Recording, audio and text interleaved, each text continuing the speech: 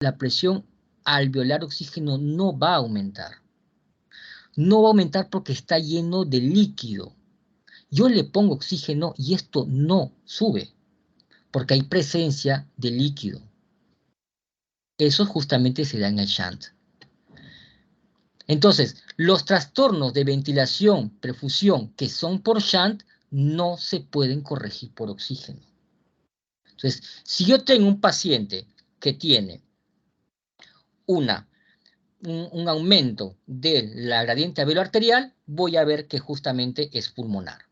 Si es pulmonar, post trastorno de difusión, voy a evaluar a mi paciente si tiene un problema de un EPID o no. Si no lo tiene, lo más probable es que sea un trastorno ventilación-perfusión. Si le pongo oxígeno media hora a mi paciente y luego le tomo un oxígeno a 100%, y le tomo un AGA después y tengo 550 mililitros, tengo 550 milímetros de mercurio de mi presión arterial de oxígeno, es un paciente justamente de que mejoró. Entonces es por obstrucción, por trastorno, ventilación, perfusión. En cambio, si no mejora y cuando le pongo oxígeno al 100% en media hora y no sube hasta 550 mililitros de mercurio, pues mi paciente es por shunt. Así yo logro diferenciar cuál es la fisiopatología que sucede en mi paciente. Entonces, las alteraciones de ventilación-perfusión, cuando la PO2 cae por debajo de 60, se produce una hiperventilación, lo que compensa la hipoxemia y barre CO2. El CO2 acá no me interesa, solamente aumenta en los casos de hipoxemia por hipoventilación. Cuando el trastorno es muy severo, recién en la alteración, ventilación, perfusión, recién se eleva la presión de CO2, pero la elevación es mucho menor que la hipoxemia, ¿sí? Se eleva mucho menor, salvo que el paciente ya esté muy, pero muy deteriorado, ¿no? En la alteración, ventilación, perfusión, aumenta la gradiente alveolar arterial. Corrige con administración de oxígeno, sí, excepto en pacientes con shunt. ¿Cómo me doy cuenta si el paciente es por shunt o es por obstrucción de la vía de conducción? Cuando aplico oxígeno en media hora. Hago mi prueba. Si me corrige, es por una obstrucción de la vía de conducción. Si no me corrige, es por shunt. Y por último, este es un ejemplo justamente, esto es por shunt. Miren, entra el aire, no va a ingresar el aire al alveolo. ¿Qué sucede acá? Este capilar se colapsa por una vasoconstricción hipóxica, ¿sí? Entonces, al hacer vasoconstricción, los otros alveolos van a aumentar de ventilación. Voy a ventilar, de una frecuencia respiratoria elevada, aumento mi presión alveolar a 120, pero como te hablé, la curva de distribución de hemoglobina, mientras que yo oxigene más, aumente más mi ventilación, aumente oxígeno, la saturación no sube mucho. La presión arterial de oxígeno tampoco sube mucho. Por ende, estos pacientes a la larga van a tener siempre hipoxemia. Por más de que yo ventile, siempre tendré una hipoxemia. Y estos pacientes, por más que le ponga oxígeno, no va a corregir. No va a corregir. ¿Qué pasa justamente en los pacientes que tienes una obstrucción en la vía de conducción? La presión alveolar cae, la presión alveolar de CO2 se eleva. ¿Por qué? Porque hay una disminución de la salida de CO2. ¿Qué hago compensando? Los otros alveolos, aumento la frecuencia respiratoria, ventilo más, aumenta mi presión alveolar de oxígeno y mi presión alveolar de CO2 disminuye. ¿Por qué? Porque estoy ventilando más, estoy barriendo con CO2. Acá también hay vasoconstricción hipóxica, pero no tan severa como en este caso, y la combinación de ambos siempre va a haber una hipoxemia, pero con un CO2 disminuido. ¿Por qué? Porque va a primar justamente que el CO2 es más difusible, más rápido se difunde, por ende siempre el CO2 va a estar disminuido, porque acá cuando yo ventilo 28, 32 respiraciones por minuto, voy a ventilar más. Y acá, cuando le doy oxígeno a este paciente, sí va a corregir, porque esta obstrucción es parcial. ingresa el oxígeno y al final voy a lograr que esto aumente la presión alveolar de oxígeno. Y se aumenta la gradiente, la gradiente y el paciente sí va a poder oxigenar bien. En cambio, con el chat, no. ¿Cómo lo veo eso? Con un paciente que le oxígeno en media hora a 100%.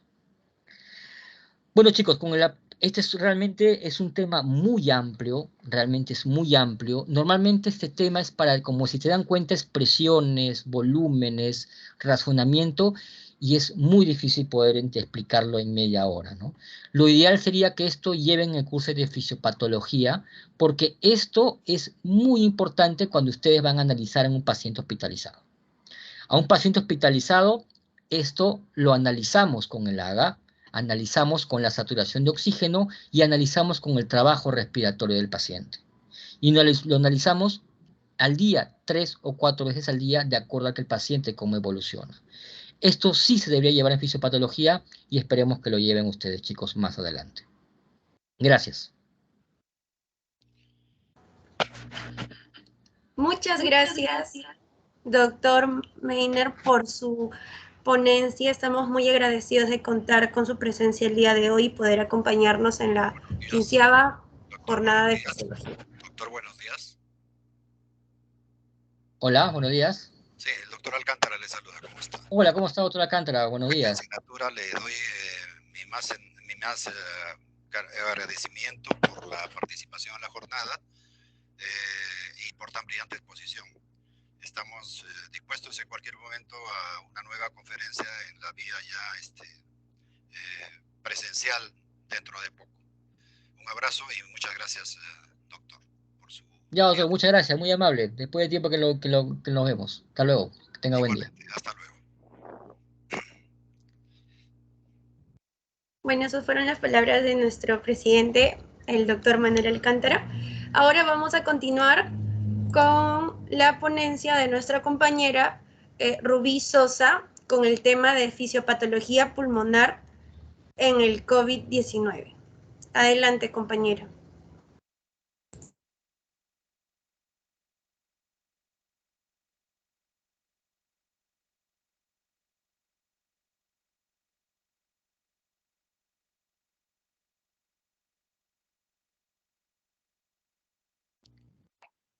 Me habían desactivado en el audio, no sé si me pueden ver. Sí. Sí, se te puede escuchar y se te puede ver. Bien. Ya, muy bien. Muy buenas tardes con todos. Buenas tardes, doctor Alcántara, doctores presentes también y todos los presentes. En esta oportunidad vamos a tocar el tema de fisiopatología pulmonar en el COVID-19. Entonces, nosotros, a partir del concepto de COVID-19 que nosotros decimos, ¿no? El COVID-19 es la enfermedad causada por el nuevo coronavirus conocido como SARS-CoV-2, ¿no? Bueno, nosotros no sabemos la historia de ¿no? De este conocido virus, ¿no? Que la OMS tuvo noticias por primera vez en la existencia de este nuevo virus, ¿no? El 31 de diciembre de 2019, al ser informada por el grupo de casos de neumología vírica que se había declarado, ¿no? En la República de China, ¿no? En Hawái, ¿no? Entonces, muy bien, ya. Entonces, nosotros decimos aquí hay un número desconocido que me está llamando a cada rato, no sé por qué. Bueno, entonces,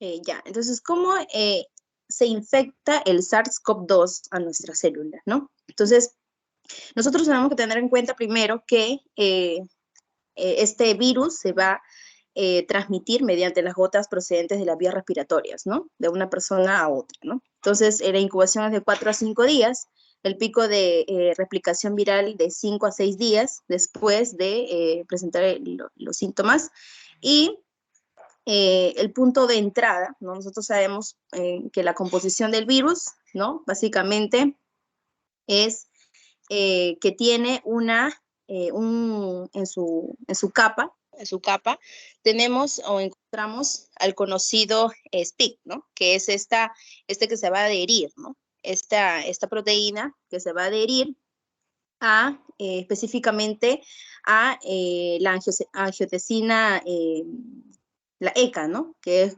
normalmente nosotros lo llamamos como enzima convertidora de angiotensina 2, ¿no? Entonces, y también va a tener una, digamos, una inclinación favorable a la entrada de este virus mediante la proteasa transferasa serina 2, ¿no? Entonces, vamos a encontrar a estas proteínas que van a ser, ¿no? Mediadores para que el virus pueda entrar, ¿no? Entonces, ahí vemos la imagen, ¿no? Está entrando el virus, ¿no? A la célula mediante exocitosis. Y aquí también nos comenta, ¿no? Que cuando esto se complica, pues vamos a ver una serie de reacciones inmunológicas, ¿no? Que vamos a ver. Nos dice, ¿no? Que en el día 8 y 9, después del inicio de los síntomas, los casos severos de COVID-19 progresan, ¿no? Entonces ahí nosotros lo llamamos, ¿no? Como el síndrome de distrés respiratorio agudo, ¿no? Entonces hay una cierta complicación, ¿no? Siguiente. Pero aquí vamos a ver que en la fisiopatología, ¿no? Es básicamente el proceso que ocurre dentro de nuestro cuerpo, todas las cosas que ocurren de nuestro cuerpo o nuestro organismo, generando las manifestaciones clínicas que nosotros pues vamos a ver, ¿no? Entonces, ¿en qué causa el COVID, ¿no? En nuestro cuerpo, ¿no? Entonces, producto de esta sintomatología, nosotros, ¿no? Vamos a seguir porque vamos a después retroceder a esta diapo. Vamos a seguir, por favor. En la parte de, ya aquí, ¿no? Ya, siguiente, en el siguiente diapositiva, por favor, rapidísimo. Ya, aquí. Ya, entonces aquí nosotros vamos a ver, ¿no?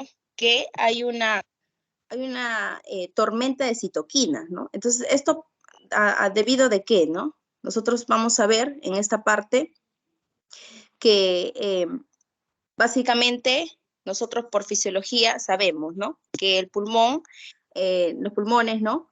Las vías respiratorias, ¿no? Son la tráquea, la unidad ya funcional, ya, ¿no? Que es del pulmón, son los sacos alveolares, ¿no? Que esta va a ser la encargada, ¿no? De, digamos, en este momento, digamos, o en este lugar de intercambio gaseoso, ¿no? Entonces, el saco alveolar, donde se produce, ¿no? La hematosis, ¿no? El intercambio gaseoso, ¿no? Si nosotros hacemos un corte longitudinal, ¿no?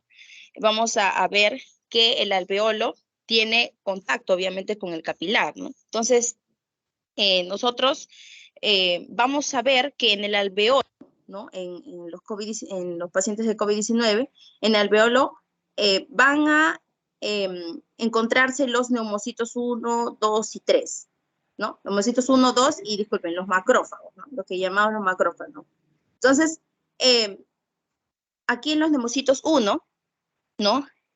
Nosotros sabemos que se encargan de la síntesis y la secreción de la sustancia sulfantante del pulmón, ¿no? Entonces, esto va a hacer que una sustancia que va a permitir que no haya un colapso alveolar, ¿no? Es un agente, digamos, tensoactivo que va a impedir el colapso alveolar y va a empujar a las paredes del alveolo para que esas no se cierren, ¿no? Se mantengan, ¿no? Abierto, ¿no? Entonces, cuando entra el virus, ahí nosotros vemos una imagen, cuando entra el virus, ¿no? Entra el virus y entonces, como estamos viendo, ¿no? Va a entrar el virus a todas las células que presenten este receptor, ¿no? Que es el ECA, ¿no? De la célula, que es el receptor, ¿no? Entonces, producto de esto, ¿no? Vamos a ver que entra el virus y vamos a ver que estas células van a empezar por naturalmente, ¿no? Las células van a empezar a reaccionar, ¿no? Dando Compañera una Susan. reacción inmunológica. Compañera, Lo que sucede aquí, disculpa, ¿me escuchas? Te quedan 2 ¿sí? minutos. Te quedan 2 minutos. Entonces, ya, listo. Entonces, producto de esto, vamos a ver la tormenta de citoquinas, ¿no? ¿Por qué? Porque aquí vamos a poder observar que a los macrófagos, ¿no? Los macrófagos que son encargados de, van a llamar, digamos así, van a llamar a las demás líneas de defensa y también, ¿no? Que vendría a ser también el de la célula del neumocito 1, que son células que van a estar alrededor del alveolo, que van a secretar la sustancia surfactante, ¿no? Y el neumocito 2, ¿no? Que también va a tener parte aquí, ¿no? También de defensa, ¿no? Entonces, vamos a ver que va a desencadenar una cadena, digamos, ¿no? Inmunológica, digamos así, ¿no? De la tormenta de citoquinas, ¿no? Producto, eso nos va a dar, ¿no? Si el anterior diapositiva, por favor, de la segunda diapositiva, nos va a dar algunos síntomas, ¿no? La segunda, ya. Ahí vamos a ver la segunda diapositiva. La segunda, ya. La segunda, por favor, anterior a esa. Ya, y vamos a ver, ¿no? La gravedad de los pacientes, ¿no? Se debe a que no solo hay infección viral, ¿no? Producto de todo este, digamos, ¿no? Este desencadenamiento inmunológico que va a presentar nuestro cuerpo, que va a ser multifactorial, que van a ser en todos los órganos que presenten este receptor de ECA. Entonces, esto va a ser, ¿no? Que va a disminuir, ¿no? La frecuencia también cardíaca, la frecuencia cardíaca también. Va a haber, digamos aquí, un incremento de la inflamación, ¿no? Vascular y permeabilidad en las vías respiratorias, ¿no? Entonces aquí también va a haber, ¿no?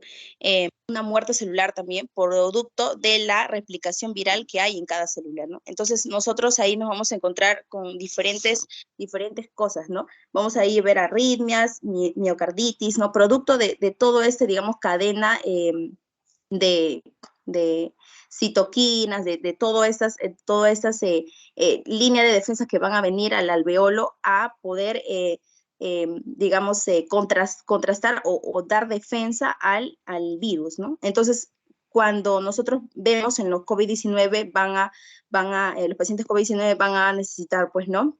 Lo que vendría a ser oxígeno, ¿no? Entonces van a necesitar anticoagulantes, ¿no? Porque todo este encadenamiento va a producir, ¿no?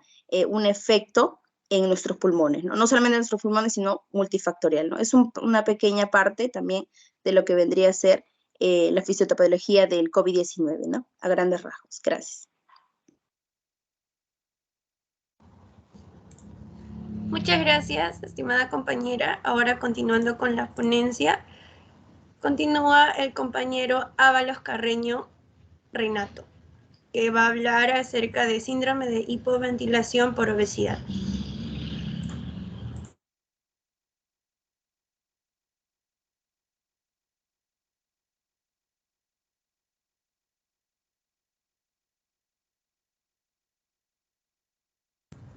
Compañero Ábalos.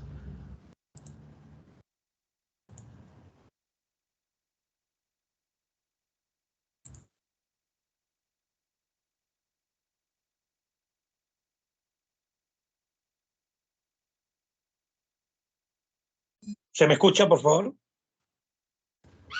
Sí, ahora sí se te escucha. Disculpen porque tengo problemas. Vamos a ver, muy buenas tardes, doctor Manuel Alcántara, presidente de la jornada 15 de Fisiología, docentes invitados y compañeros todos, un abrazo fraterno para todos ustedes. Siguiente diapositiva.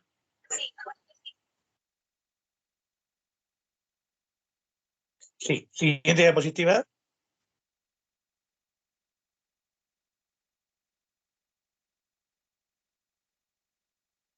¿Aló? ¿Está bien? Estoy corriendo. Sí, siguiente diapositiva, ¿no lo han pasado? No se ve. Ya se pasó, compañero. Debe ser su internet. Ya debe ser el internet, estoy viéndola acá. Bueno, la parte de obeso, ya antiguo síndrome de obesidad, y se hablaba sobre los temas siguientes, sobre estos factores que afectan mucho al ser humano, y que la OMS lo llamó el síndrome de obesidad como una enfermedad. Siguiente diapositiva. Acá vemos el bebé brasileño gigante, de 7,8 kilos, que logra una formación de lo que era mayormente este problema, ¿no? Siguiente, por favor. Bueno, la hipoventilación, ya nos había hablado, doctores, siguieron a la conferencia sobre la hipoventilación, que es la cantidad de aire que es insuficiente que llega a los alvéolos para tener una presión de oxígeno en los rangos de normalidad. Por eso es importante tener estos rangos siempre a la medida de que uno pueda controlar a un paciente. Siguiente, por favor.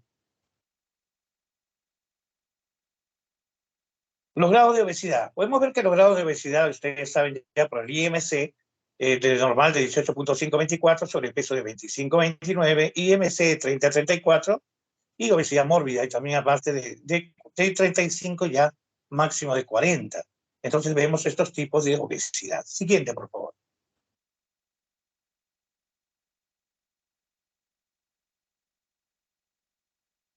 El síndrome de hipoventilación por obesidad es una presencia combinada de obesidad que está más del 30 kilogramos por metro cuadrado, una hipercapnia crónica, o sea que sube el CO2 mayor de 45, tenemos acompañada de alteraciones respiratorias durante el sueño, la apnea del sueño, y exclusión de otras causas de hipercapnia, ¿no? En la subida del CO2. Siguiente. La epidemiología es variada, ¿no? Porque la prevalencia es del 0.15, 0.3, 90% de los pacientes apnea obstructiva del sueño, o sea que no duermen bien, el IMC más de 30 kilogramos y hasta 40 kilogramos, la relación hombre-mujer es 2 hombres por cada mujer. Siguiente, por favor.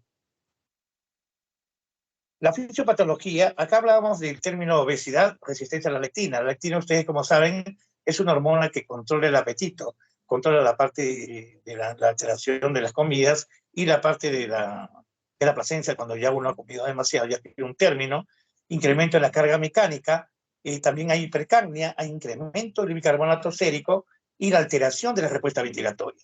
Entonces, todo esto es un complejo de que toma el término de obesidad. Siguiente, por favor.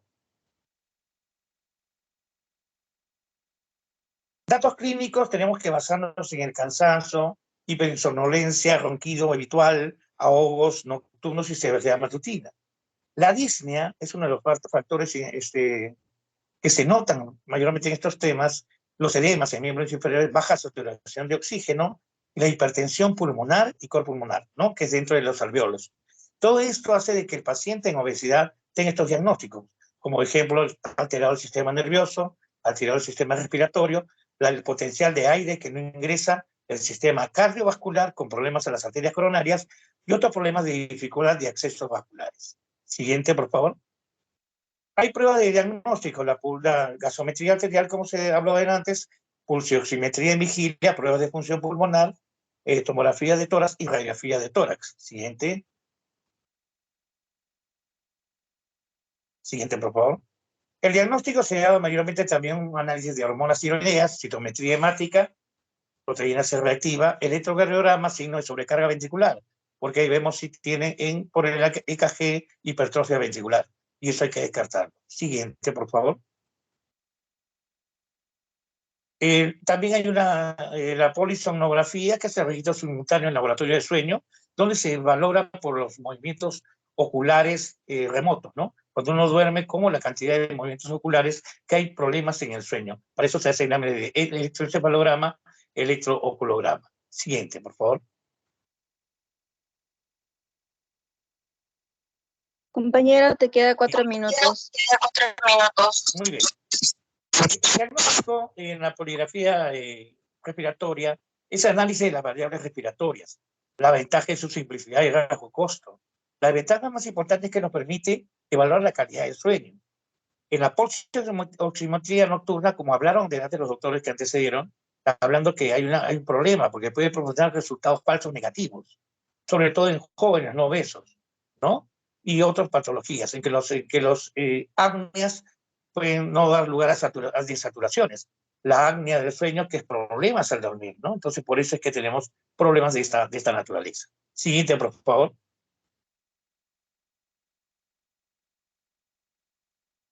El tratamiento, tenemos tratamiento variado, ¿no? Interdisciplinario, el plan dietético, diabetes mellitus, hipertensión, hiperlipidemias, hipotiroidismos y manejo del daño respiratorio y una posible cirugía bariátrica.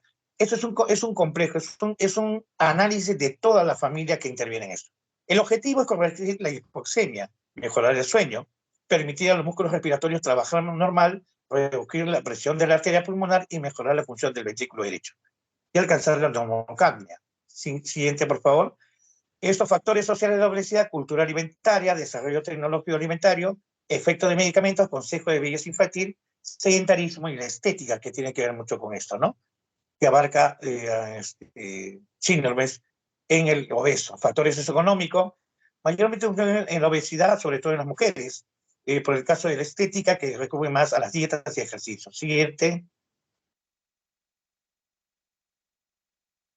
Complicación de la obesidad, marginación, pérdida de autoestima, depresión, inseguridad, desórdenes de conducta alimentaria, distorsión de la imagen corporal, ansiedad y frigidez. Todo eso es un problema que complica todo este proceso de la obesidad. Siguiente. Problemas sociales, angustia por la presión social, aislamiento, sobreprotección familiar y rotura del núcleo familiar o de la pareja por las disfunciones sexuales y todo. Acá vemos un ejemplo de una figura de una mujer obesa, donde tiene todos los problemas que puede ver en la obesidad. Cáncer de colon, gota, cáncer cervicuterino, derrame cerebral, etc. Siguiente. Por eso que la mortalidad, el incremento de la mortalidad es a consecuencia de las complicaciones cardiovasculares. Hay valores de problemas psicológicos que llevan al suicidio. Siguiente. Acá vemos la mujer gorda en una asfixia de 600 kilogramos, ¿no? Siguiente.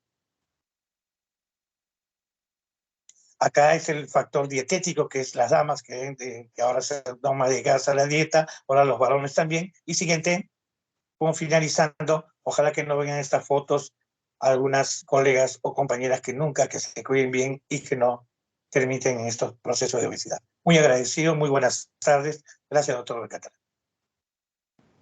Muchas gracias, compañero. Ahora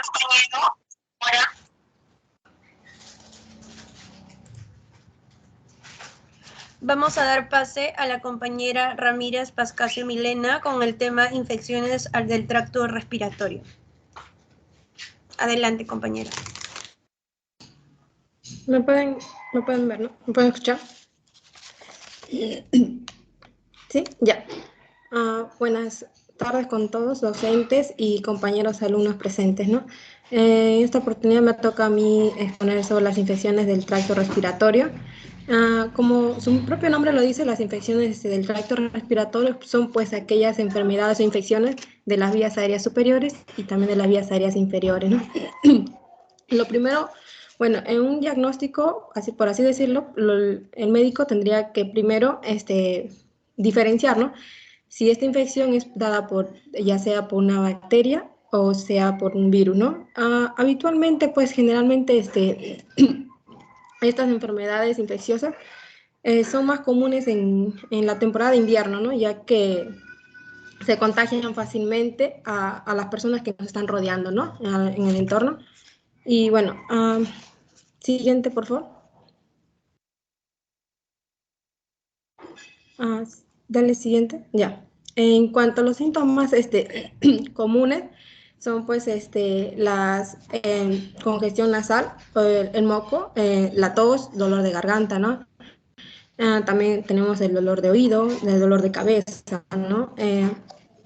También vamos a tener pérdida de apetito, también dolores musculares, o también incluso vamos a tener fiebre, ¿no? Cuando esto se va a dar cuando es mayor de 38 grados centígrados, ¿no? Bueno, en cuanto al periodo de incubación, bueno, se preguntaron primero, ¿no? ¿Qué es el periodo de incubación, no? Este periodo de incubación, pues, es más que todo el tiempo en el que una persona infectada va a transmitir a otra persona, ¿no? La infección, ¿no?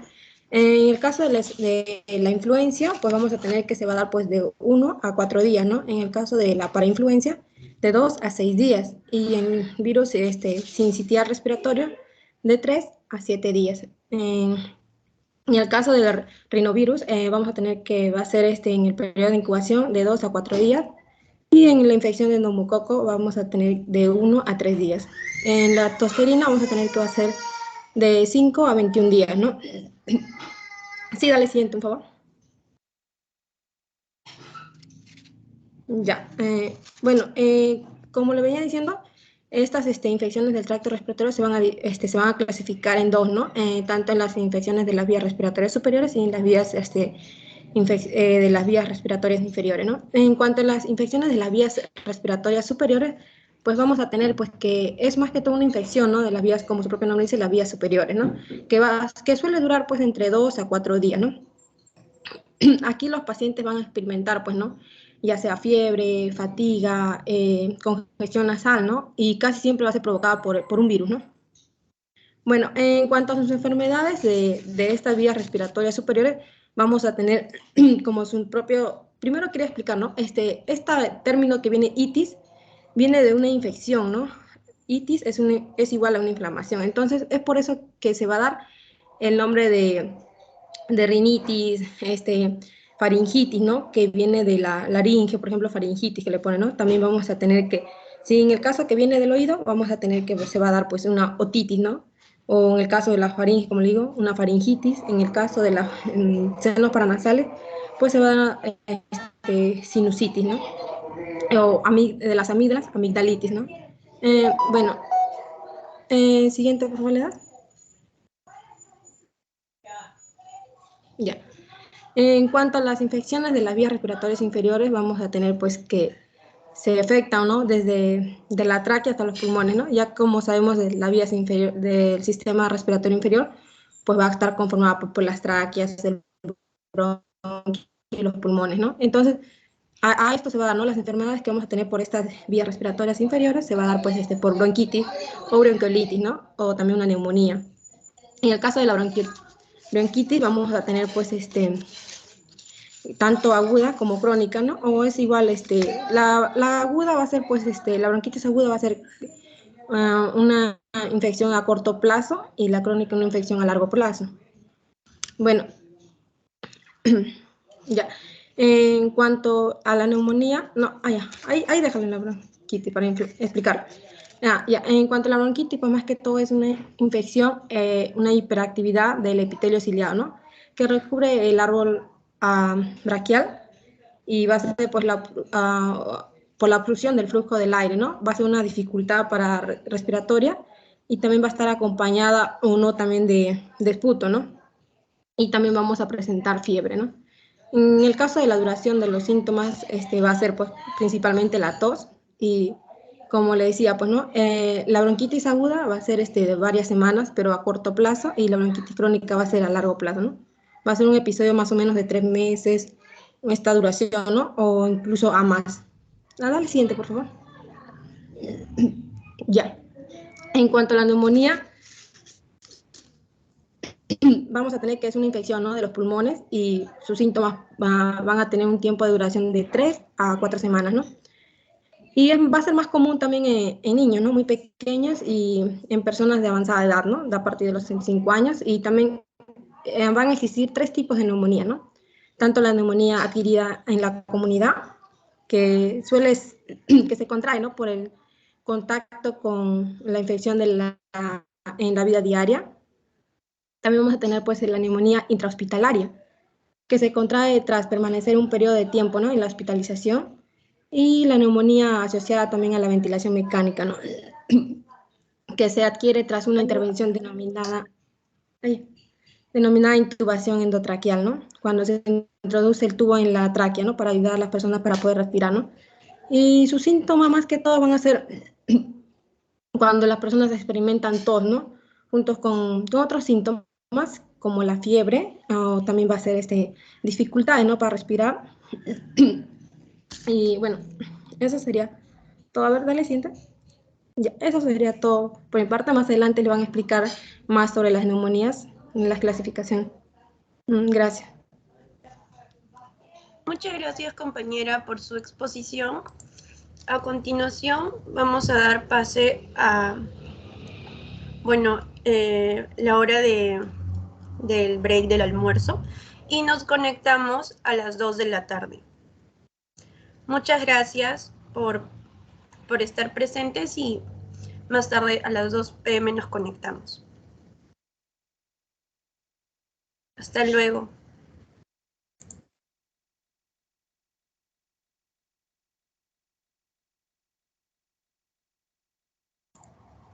Compañeros, la asistencia se encuentra en el chat para que puedan llenar el formulario, por favor.